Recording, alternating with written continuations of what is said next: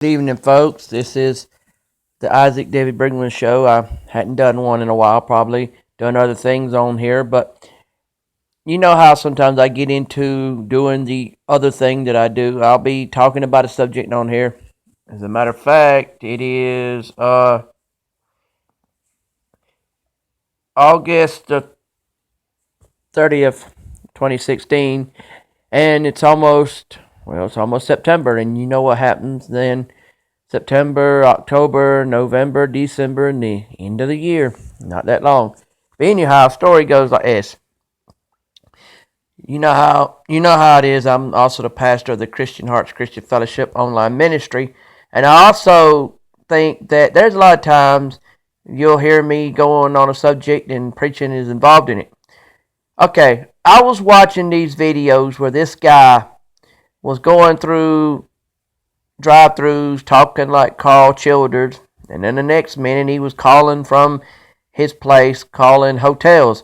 See, he got a hold of one hotel, and they said they couldn't help him because they were full. So they told him which one to try. He tried the other one. They let him talk all this stuff about he wanted to take that Frank Wheatley or whatever boy's name was down there to get away from that Dora Hardgraves. If you know the story of Sling Blade, you know what I'm talking about. Well, when finally the woman gets the point of what he's saying, says, "Don't bring him down here, we're booked." I thought to myself, if you was already full, why didn't you just tell him that? I mean, he's calling to get a hotel room. Well, really not. He's just doing it for a prank. But the point is, if anybody if anybody calls you and you cannot provide for them what they want, just tell them. I see this all the time. People getting an attitude like that where they'll be like, "Can't help you," or "You can't help them," and yet they won't say nothing about it. Well, I know it was a prank, but the thing is, the prank, I got tongue tied. I know it was a prank, but the prank proved a point that some businesses will let you tell your story, and then when they get to a certain point with you, then they tell you they can't help you. Well, if they couldn't help you to start with, they shouldn't do that. Hey, ladies and guys, if you're bad people, just expect people that are talking to you not to want to deal with you.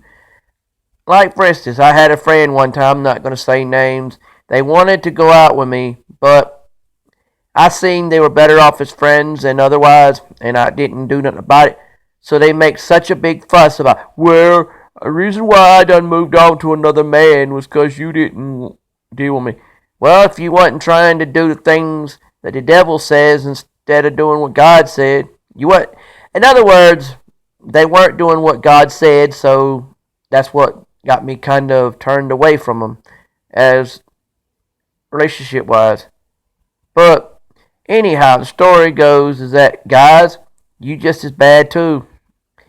And also, guys, I want to talk to y'all about something. What is the story about you wanting to do this thing called you're a guy and you're talking to another guy on Facebook or other programs, and all of a sudden it's like, whoa, wait a minute. What's the deal here with it going on about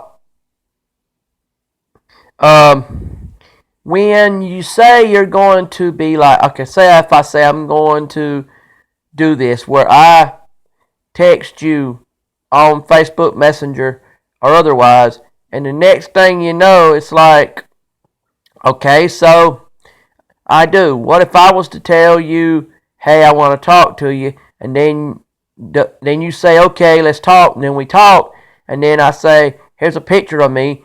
Do you have a picture of